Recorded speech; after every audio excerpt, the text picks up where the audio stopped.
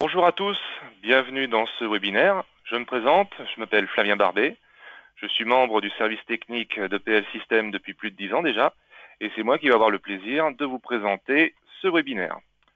Donc ce webinaire va porter sur les entrées sorties déportées en Ethernet avec VisiLogic, notamment les modules USB. On commence la présentation dès maintenant.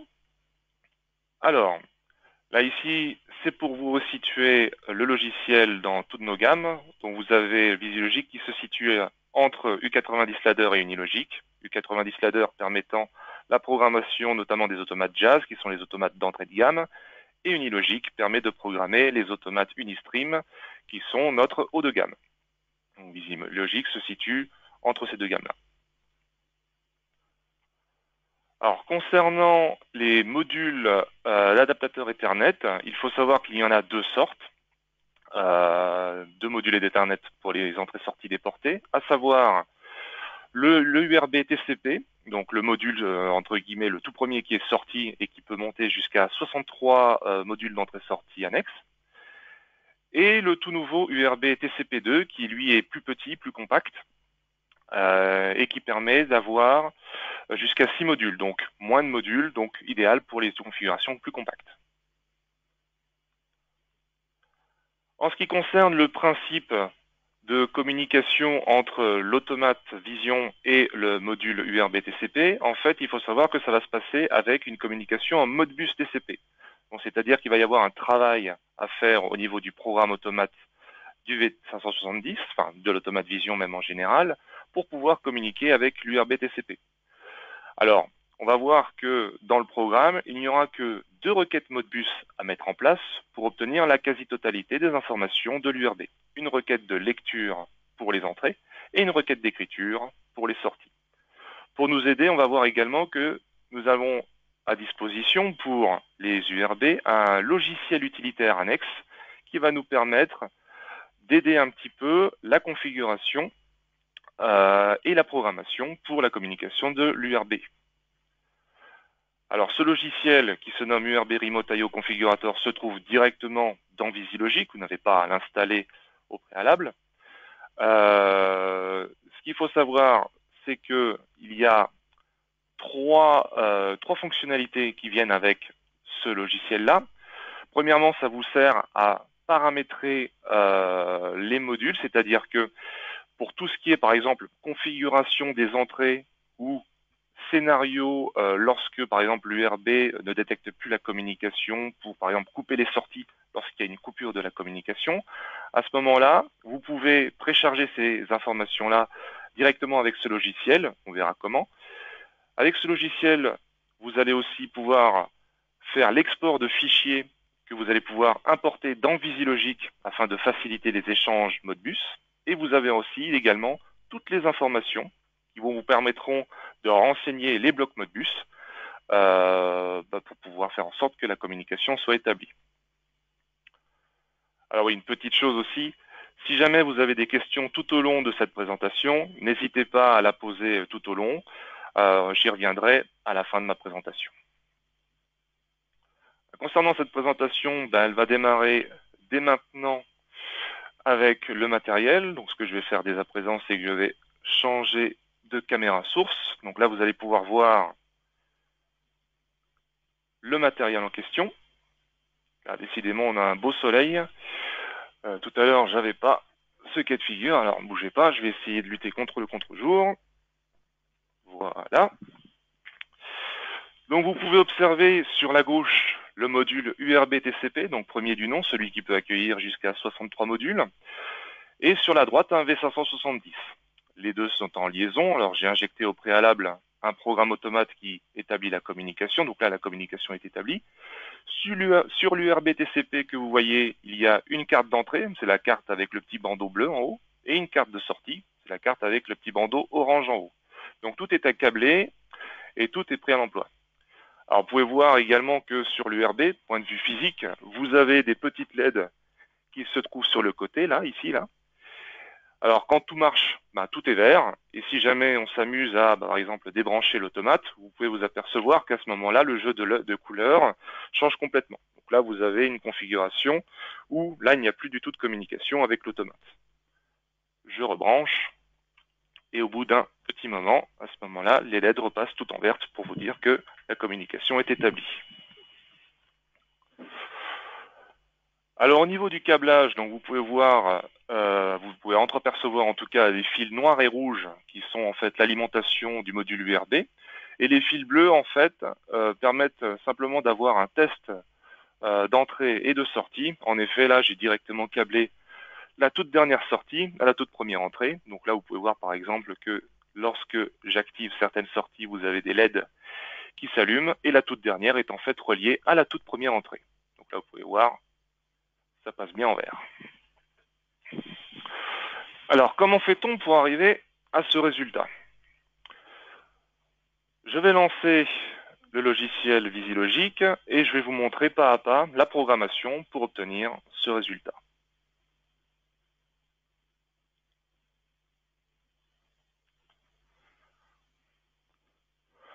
Alors ça, c'est le programme qui est actuellement dans l'automate. Si vous le souhaitez, de toute façon, je le garde précieusement. Vous pouvez le demander à la fin de cette présentation. Je vous l'enverrai, il n'y a pas de problème. Néanmoins, on va débuter un tout nouveau projet pour partir de zéro.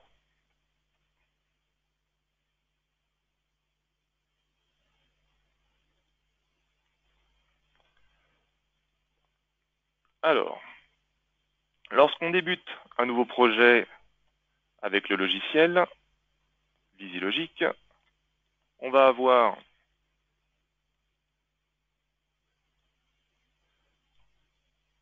là, décidément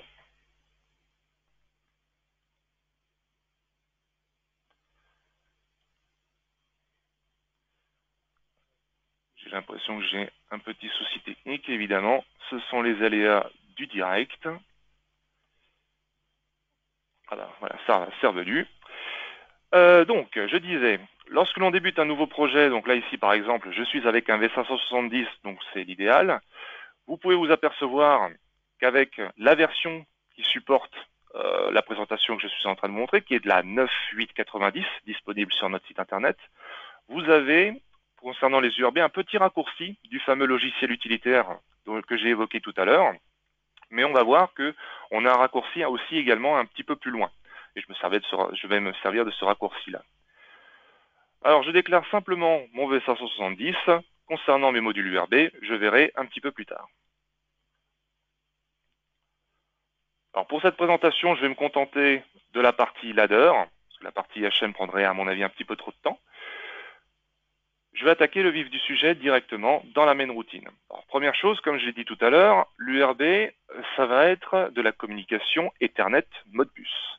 Ça veut dire que dans un premier temps, au niveau du V570, il va falloir initialiser la carte Ethernet avec le bit système USB 2. Et je viens récupérer mes blocs de fonctions, donc communication, TCP/IP, carte init, pour d'une part initialiser la carte Ethernet de mon automate. Alors, première question, là ici, comment ça se passe au niveau de l'adressage? Alors, il faut savoir que nos URB d'usine, si vous ne touchez pas au cavalier qui se trouve en bas à gauche du module URB, ils sont fournis directement avec une adresse IP qui est fixe, et que là, du coup, je n'ai pas touché non plus, qui est 192.168.100.100. Donc là, ce que je vais faire, c'est que pour rester dans le même sous-réseau que l'URB, je vais appliquer 192.168.100. Par exemple 10. Tout le reste se fait automatiquement, je continue. Mon PC étant également connecté à l'URB et à l'automate, je vais donc déverrouiller un socket pour que je puisse m'y connecter sur l'automate directement. Pour cela, je vais initialiser un socket. Donc pour rappel, un automate Vision, hormis les V700 qui disposent de 8 sockets, mais tous les automates Vision avec une carte Ethernet disposent de 4 sockets. 4 sockets permettant de faire 4 choses de manière indépendante et simultanée. Je vais prendre le tout premier socket, socket 1, afin que je puisse programmer et me mettre en ligne avec mon automate. Donc là, à ce moment-là, je vais me mettre en serveur, parce que c'est le PC qui va se connecter à l'automate. L'automate, lui, il est serveur. Par contre, l'automate, lui, il est maître pour la communication avec l'URB. C'est pour ça que je vais en reprendre un autre, donc socket init. Là, je vais prendre par exemple socket 2. Je me remets en TCP, sauf que cette fois-ci, je ne serai pas serveur, je vais être client. Et je vais initialiser mon socket sur le port normé pour faire du Modbus, c'est-à-dire le port 502. Enfin, il faut savoir que pour que je puisse me connecter à mon automate, il me faut également initialiser le nom de l'automate avec le bloc setPLCName qui se trouve ici. Généralement, moi, je ne m'embête pas, je mets le nom de l'automate directement. Là, on a établi la première étape, à savoir l'initialisation de la carte Ethernet. Ensuite, il va falloir dire, bah voilà, avec ce socket 2, je veux faire du Modbus. Donc, je vais reprendre le contact du SP2 et je vais prendre le bloc de fonction ModBusIP configuration qui va me permettre de dire, bah voilà, avec le socket numéro 2 et tous les paramètres, en fait, je vais établir une connexion en Modbus. Alors, en Modbus IP, le numéro ID n'est pas pertinent. Donc là, je vais laisser ça tel quel. Et il faut savoir que pour le reste, le timeout et le nombre d'essais, ça aussi, vous pouvez le laisser par défaut. Par contre, ce qui est très important, ça va être ce MB. MB0, fonction in progress. Alors là, ici, généralement, ce que je fais, c'est que je mets Modbus devant. Ce bit-là, en fait, passe à 1 lorsqu'une requête est envoyée et qu'on attend la réponse. Donc ça va être très important parce que même si jamais on est en Ethernet, on ne peut envoyer qu'une seule requête à la fois. Et ça va nous permettre de conditionner nos requêtes. Enfin, dans ce tableau-là, je vais mettre en place la description de mon esclave, à savoir, il s'agit d'un URB, son adresse IP, c'est 192.168.100.100, et le numéro de port, c'est 502. Et comme je le disais, le numéro ID en Modbus IP n'est pas pertinent. Je remets un petit commentaire. Initialisation du socket 2 pour faire du Modbus IP. Là, toutes mes initialisations sont faites. Désormais, on va s'attaquer à la connexion à l'URB, suivi des échanges, des requêtes. Et bien évidemment, de l'utilisation du logiciel utilitaire URB, qui pour l'instant n'a pas été utilisé. Alors, je vais créer un nouveau module que je vais nommer sobrement URB, comme ceci.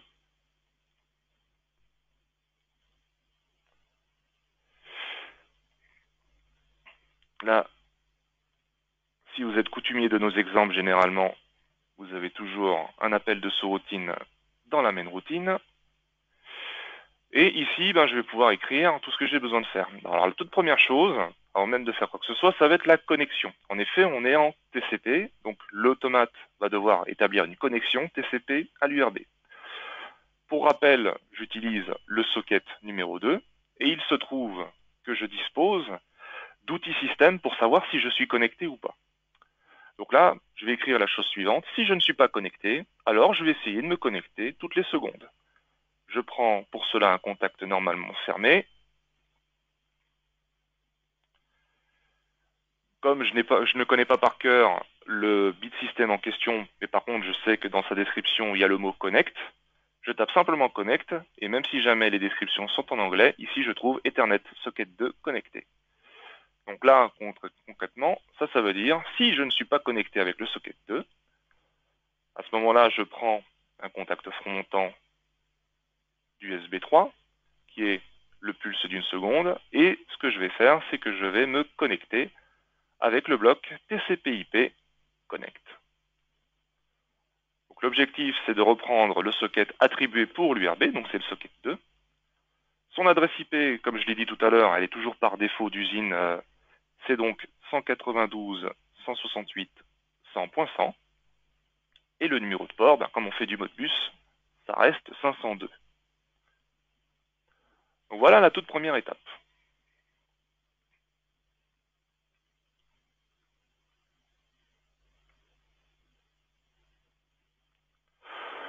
À partir de maintenant, ce qui va être intéressant, ça va être de lancer notre logiciel utilitaire pour savoir, ok d'accord, il faut faire un échange de lecture, un échange d'écriture, mais par où, comment ça se passe? Alors, au préalable, je vais sauvegarder mon exemple comme ceci, et je vais pouvoir lancer le fameux logiciel utilitaire de l'URB. Pour cela, quand vous allez aller dans Tools en haut ou dans Outils, si vous avez le logiciel en français, vous avez une nouvelle ligne avec la 9890 de VisiLogic qui est URB Remote IO Configurator. Et quand vous cliquez dessus, à ce moment-là, bon, vous avez ce petit message qui apparaît. Et lorsque vous cliquez sur OK, à ce moment-là, le logiciel se lance. Donc voilà le logiciel URB Configurator lancé. On clique de suite sur New tout en haut à gauche pour commencer la configuration. Là, vous avez une petite fenêtre qui vous permet de sélectionner l'un des deux adaptateurs actuellement disponibles, donc soit celui qui dispose au maximum de 63 modules d'entrée-sortie, soit le compact avec juste 6 modules. Moi, pour mon installation, comme vous pouvez le voir, j'ai le gros modèle qui va jusqu'à 63 modules. Donc voilà l'interface de configuration. La première chose à faire, ça va être de mettre en place les différents modules que j'ai.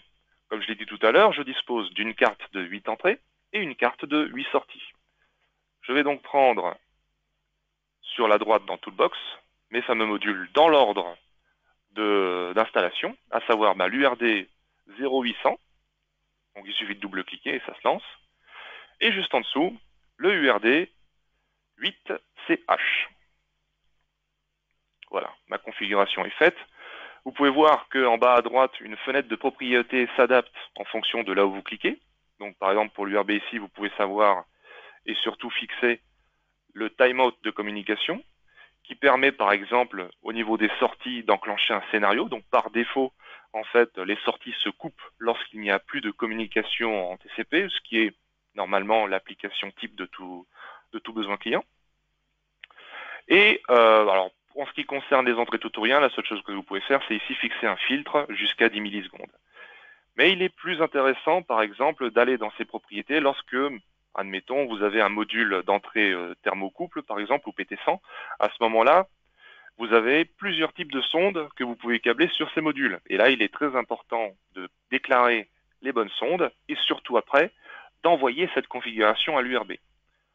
En effet, une fois que vous avez mis en place votre configuration, là pour l'exemple, je vais supprimer ce module, à ce moment-là, vous pouvez, si jamais vous avez fait éventuellement des changements dans les propriétés des différentes cartes, établir la communication pour forcer les paramètres. Pour forcer ces paramètres, vous avez simplement à cliquer sur Download et ici rentrer l'adresse IP de votre URB. Si tout se passe bien, c'est très rapide. Donc là, vous pouvez voir que ça y est, ça a été fait. Ici, en dessous, j'ai un petit récapitulatif comme quoi il a bien vu que mes modules étaient dans le bon sens et donc du coup que mes paramètres se sont bien transférés. Donc voilà comment on fait pour envoyer les paramètres avec notre logiciel URB Configurator. Ça, c'était le premier point. Concernant le second point, l'aide et l'export de fichiers qui vont nous aider pour les échanges. Alors, ce qu'il faut savoir, c'est qu'ici, par exemple, on est dans un cas un petit peu particulier où on a des informations, donc des entrées tutoriens et des sorties tutoriens, qui sont donc normalement des variables binaires, sauf que pour notre communication Modbus, nous n'allons échanger que des variables numériques. Et pour faire le lien entre ces variables binaires et ces variables numériques, le logiciel va nous sous-traiter tout le travail. Pour cela, on va se rendre dans Addressing, l'onglet qui est juste à côté, et là on va pouvoir paramétrer d'une part les variables qui vont faire la transition en mode bus, et d'autre part les variables finales qu'on n'aura plus qu'à utiliser dans notre projet. Alors, par défaut, il vous propose les XI et les XB. Pourquoi pas les MI et les MB, vous me direz? Tout simplement parce que la plupart du temps, les clients ne savent même pas que ces variables existent, donc du coup, vous avez moins de chances que ces variables-là se chevauchent lorsque vous allez pouvoir intégrer cette solution-là à votre projet existant. Alors pour nous, ça ne va pas nous gêner, donc je vais prendre par exemple de manière arbitraire, ici par exemple X600 pour faire les échanges avec l'URB au niveau des entrées, et pourquoi pas le XB de départ, donc XB100. Donc ça va aller du coup de XB100 à XB107 puisque j'ai 8 entrées. Hein. Et en dessous, je vais faire la même chose mais avec 200 pour être tranquille. Alors, une petite chose aussi, soit vous faites le travail que je suis en train de faire de cette manière, mais sinon vous avez aussi dans Adresse Configurator la même chose en, je pourrais dire, résumé. Donc là, si je fais ça de cette manière, ici vous pouvez voir que ça s'est complètement rempli. Donc pour récapituler, je vais avoir à lire des informations de mon URB dans X600 et écrire des informations qui seront envoyées depuis le XI200. Alors, maintenant, ce qu'il va falloir, c'est dire, OK, où est-ce que je vais pouvoir écrire ça dans mes adresses de mes URB?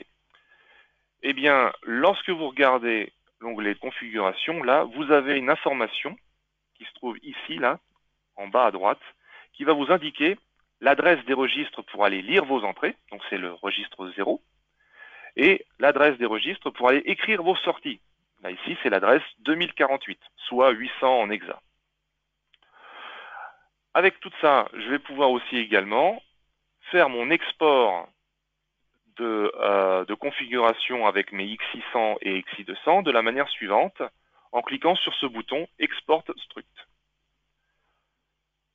Alors, comme vous pouvez le voir, ça ne va pas m'exporter un fichier, mais carrément des dossiers. Donc là, j'ai sélectionné mon bureau, et ça va me générer les dossiers input et output, qui sont déjà faits là parce que forcément j'ai fait la manipulation juste avant. Mais lorsque je sélectionne, il me demande si jamais je peux réécraser, je fais oui. Et à ce moment-là, les fichiers sont exportés. On retrouve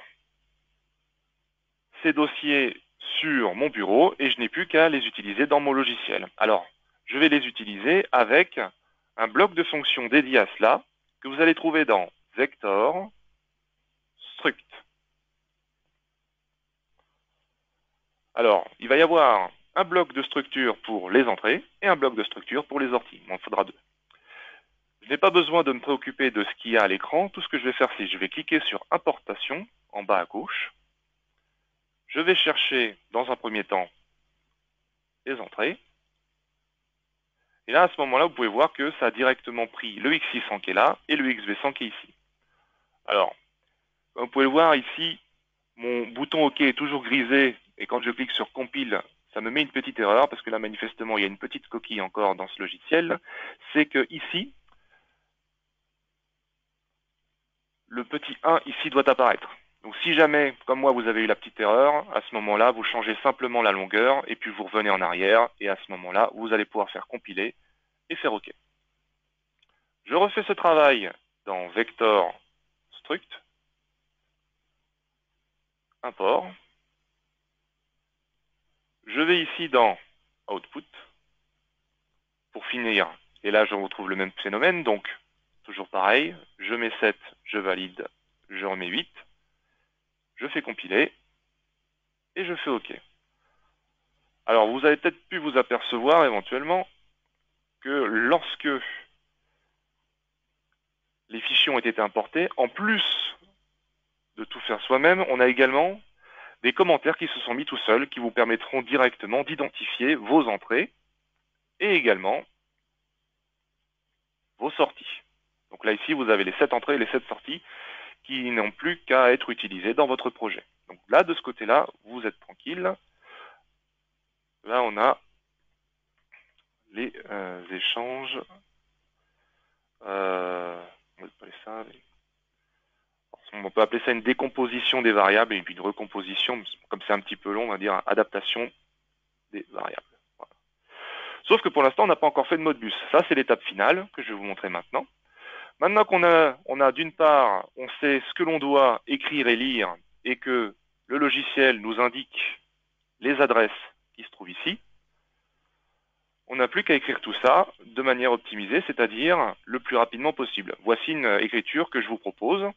Donc, on va reprendre d'une part ce fameux bit system qui nous indique comme quoi on est connecté, donc le SB 149.1. Si on est connecté,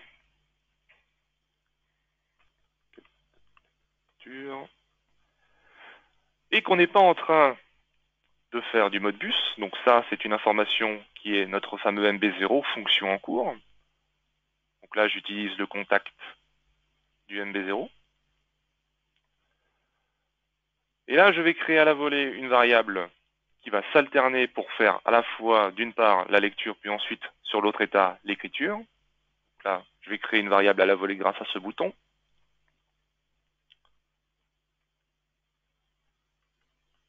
Ceci. À ce moment-là, je vais lancer ma requête de lecture. Alors la requête de lecture, du coup, je vais aller dans les fonctions spéciales, récupérer dans Modbus IP la lecture d'une variable numérique, le read loading register, donc la requête numéro 3. Et ici, je n'ai plus qu'à me laisser guider avec les informations du logiciel. Premièrement, là ici, c'est bien cet esclave-là que je veux, donc je clique sur OK. Ensuite, il me demande quelle est l'adresse pour les entrées. Donc pour rappel, l'adresse, c'est l'adresse 0, indiquée dans le logiciel. Ensuite, la longueur.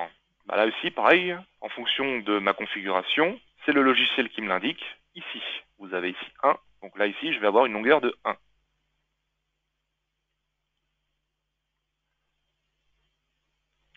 Là, ici, c'est la variable qui va recevoir les données. J'ai attribué le fait que c'était XI100. Donc je vais bêtement mettre ici XI100. Là, ici, ça va être ma lecture. Et après, pour tout bloc de fonction Modbus, vous avez d'une part un mot de statut. Là, ici, c'est parfait pour identifier une communication qui se passe mal. Mais si jamais tout va bien, cette variable va rester à 0. Et vous avez également deux compteurs sous la forme de DW, qui sont pour rappel des variables de 32 bits. Donc c'est toujours des valeurs numériques, mais leur seul intérêt, c'est que ça va de 0 à 4 milliards. Et ces deux compteurs vont d'une part, pour le DW0 notamment, vous permettre de savoir le nombre de fois qu'on a envoyé cette requête. Et le DW1, ça va vous permettre de savoir le nombre de fois que l'URB vous a répondu.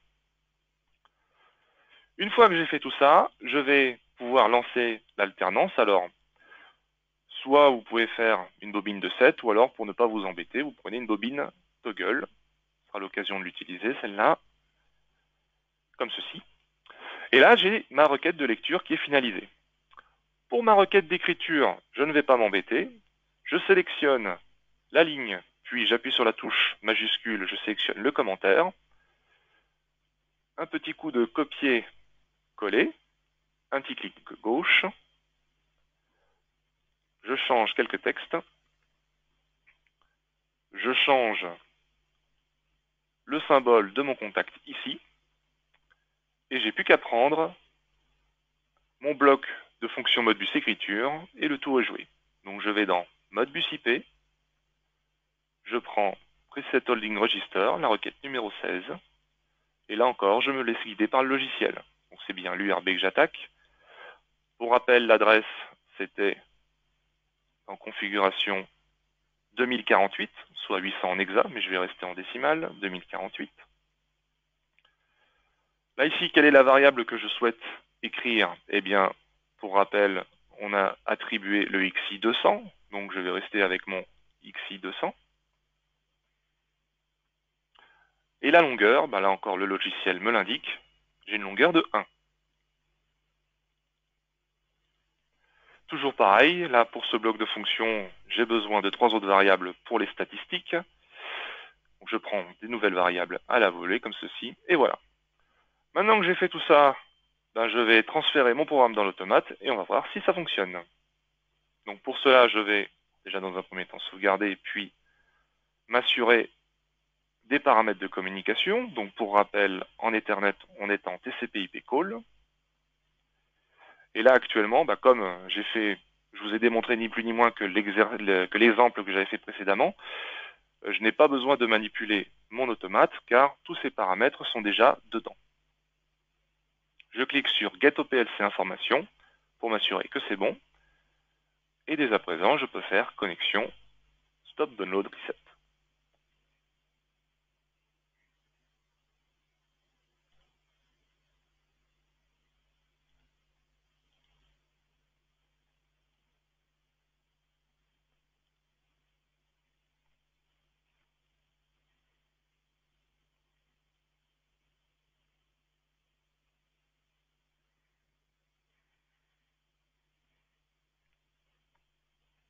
Alors évidemment, vous pouvez vous poser la question, et effectivement, je n'ai pas fait d'IHM, donc on va simplement forcer les variables dans le ladder. Pour rappel, j'ai câblé ma 8e sortie à ma première entrée, donc on va simplement regarder les variables et voir si jamais ça, ça agit bien sur mon URB. Et vous avez une confirmation visuelle également avec la caméra.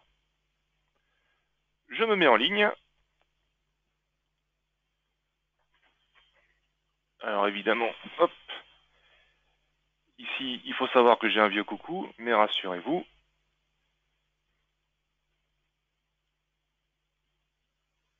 un petit redémarrage va me permettre de revenir. Voilà, comme ceci. Alors, pour voir si jamais mon programme marche, je vais me mettre en ligne, comme ceci.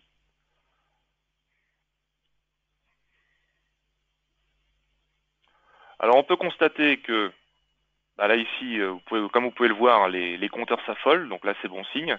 Vous avez le SB 149 qui lui est à 1, donc ça veut dire que l'automate s'est avec succès connecté à l'URB.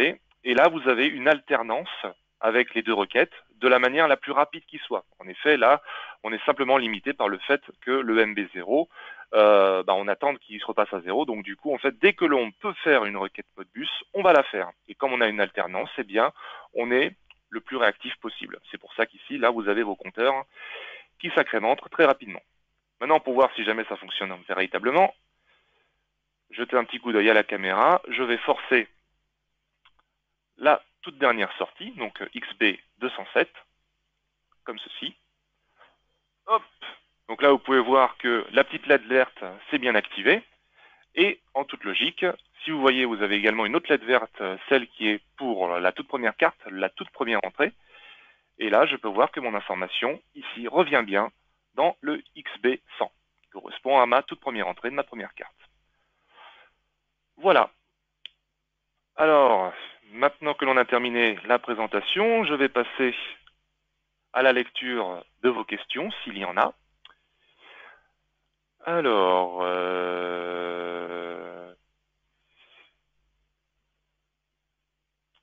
Alors, comment retrouver l'adresse IP d'un module URB? Alors ça, c'est une question effectivement très intéressante. Si jamais vous voulez changer l'adresse IP par défaut, par exemple là, vous avez la configuration du module URB d'usine, c'est-à-dire, si vous regardez bien, là, tous mes cavaliers blancs sont à gauche, ce qui correspond à l'adresse IP 192.168.100.100. Vous avez aussi une méthode, enfin vous avez deux méthodes pour changer l'adresse IP d'un URB. La première méthode, c'est de changer la configuration de ces cavaliers pour avoir directement un forçage du dernier nombre de cette adresse IP. Donc là, à ce moment-là, si jamais vous ne savez plus et que vous avez forcé l'adresse IP de cette manière, à ce moment-là, vous avez juste à faire un repère visuel pour calculer l'adresse IP de l'URB. Enfin, si jamais vous avez utilisé la seconde méthode pour changer l'adresse IP de l'URB, à ce moment-là, c'est le logiciel Run Boot Server qui va vous aider à retrouver l'adresse IP qui se trouve là.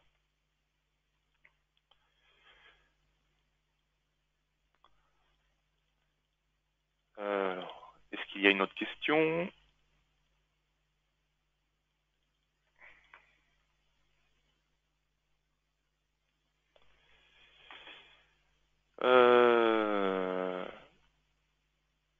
Alors,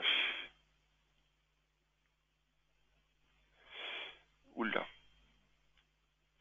Alors, pardonnez-moi, je suis pas encore super familier avec l'icône question. Euh, donc,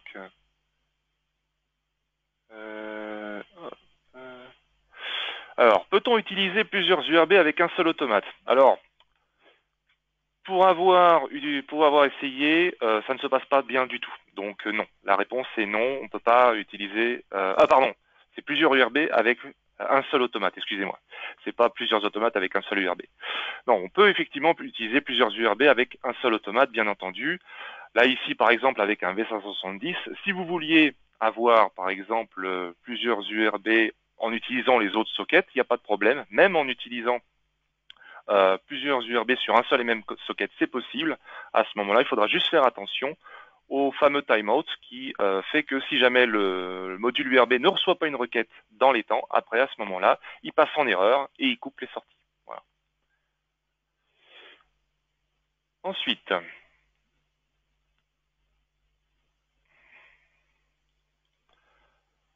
Alors, ce type de configuration est-elle compatible avec une communication TCP Modbus déjà existante avec un PC de supervision? Alors, effectivement, alors le logiciel Unitronics URB Configurator, lui, il est prévu pour fonctionner avec un automate Unitronics. Néanmoins, si vous le souhaitez, étant donné que ça reste un esclave Modbus, vous pouvez vous en servir aussi pour retrouver d'une part l'adresse, les adresses des registres de lecture et d'écriture, et vous avez également la possibilité d'envoyer les paramètres avec le URB configurator. Après, derrière, ce n'est qu'une question de configuration du logiciel de supervision. Alors, je vais essayer d'agrandir un petit peu. Ah, ok. Non, c'est pas ce que je voulais faire. Hop, voilà. Alors, ensuite, est-ce que j'ai d'autres questions?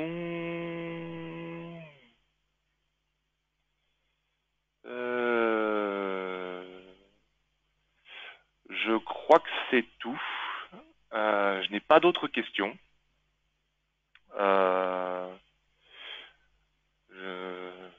Alors, je verrai. Alors, pouvez-vous réexpliquer le fait d'utiliser deux URB avec un V700? Alors, déjà, d'une part, ce qu'il faut savoir, c'est que le V700 est un automate particulier de notre gamme. En effet, lui, contrairement aux autres automates de la gamme Vision, le V700 dispose de 8 sockets et ce n'est pas tout à fait les mêmes blocs de fonction, surtout pour savoir si on est connecté ou pas. En effet, un V570, lui, peut se servir des bit systems pour la connexion comme cela, alors que les V700, vous allez avoir besoin d'utiliser les blocs de connexion pour faire de la lecture d'état de socket.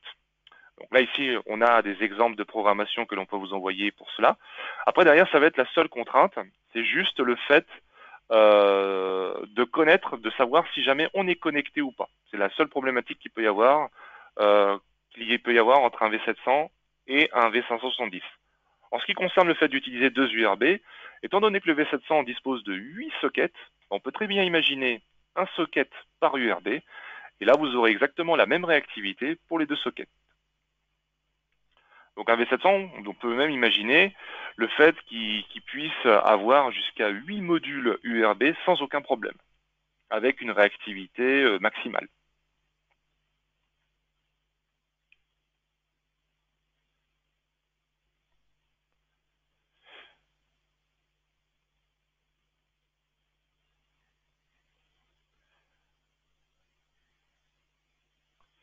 Alors est-ce qu'un Samba peut gérer plusieurs URB? Alors, pour savoir, un Samba, lorsqu'on met une carte Ethernet, dispose des mêmes capacités qu'un Vision. À ce moment-là, il dispose de 4 sockets. Et donc, on pourrait très bien imaginer qu'un Samba puisse utiliser 4 modules URB de la manière que j'ai présentée à l'instant.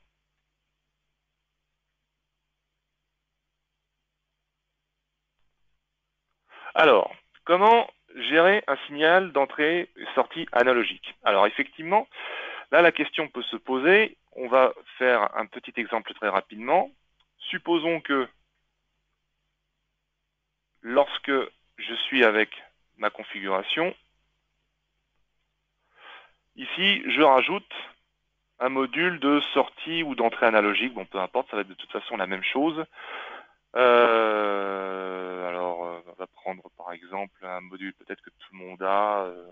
Celui-là, je pense qu'il est assez commun à de nombreuses configurations. 4 entrées analogiques courant, 12 bits. Donc là, ici, c'est très important de lire les petites informations qui se trouvent là. En effet, là, lorsque vous avez mis en place une carte d'entrée ou de sortie analogique, il va falloir faire attention en fait à la résolution qui est expliquée sur la carte. Donc là, ici, chaque carte dispose d'une résolution unique, celle-ci n'est pas réglable. Et il faut savoir que vous allez avoir les informations directement en format données brutes. Par exemple, là, j'ai des entrées 0,20 mA sur mon entrée par exemple 0 là. Et bien, ce qui va se passer, c'est que dans l'EMI que je vais recevoir, la valeur que je vais recevoir, ça va être directement une valeur codée sur 12 bits. Donc, pour rappel, 12 bits, c'est 2 puissance 12, donc 4096 points. Supposons que j'ai 0 mA, je vais avoir 0 dans mon MI. Si jamais j'avais 10 mA, je vais avoir 4095 divisé par 2, donc 2048. Et si jamais j'ai 20 mA, je vais avoir 4095. C'est-à-dire que la valeur ne sera pas mise à l'échelle. C'est à vous de le faire dans un second temps avec un bloc mathématique linéarisation. Là encore, on a des exemples de programmation à vous proposer pour ce cas de figure. Et ce sera exactement pareil pour des sorties analogiques. C'est-à-dire que là, il faut regarder la résolution. Par exemple, là, c'est un module 0,20 mA en 12 bits. Et derrière, pour pouvoir correctement la cadencer, vous allez avoir à forcer entre la valeur 0 et la valeur 4095 pour générer du 0,20 mA. Voilà. J'espère que j'ai été assez clair à ce sujet. Sinon, n'hésitez pas à revenir vers nous dans un second temps au service technique. Alors, est-ce que j'ai d'autres questions?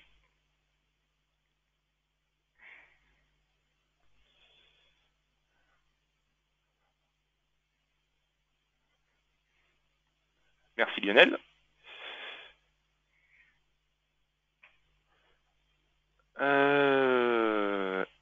Écoutez, si je n'ai... les entrées-sorties sont-elles sensibles aux vibrations? Alors, très bonne question. Pour l'instant, Jérôme, nous n'avons pas encore eu de problème à ce sujet en guise de retour. Il faut savoir que les modules sont quand même très solidement attachés les uns aux autres. Donc, pour l'instant, on n'a jamais eu de problème à ce sujet. Donc, à voir si jamais on est capable de nous en créer, mais ça m'étonnerait franchement de par la conception des modules en eux-mêmes. Donc voilà, pour l'instant, aucun retour à ce sujet.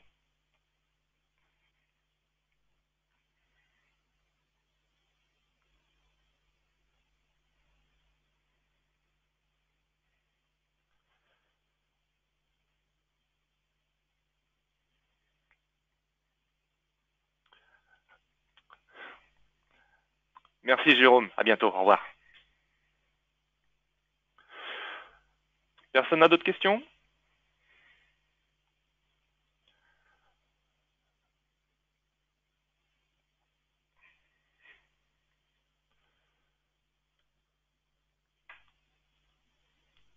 Je vais attendre un tout petit peu. Non, je pense que c'est terminé. Hein.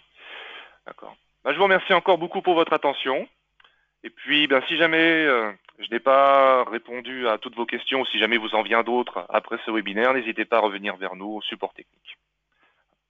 Je vous remercie beaucoup et je vous souhaite une très bonne journée. À bientôt, au revoir.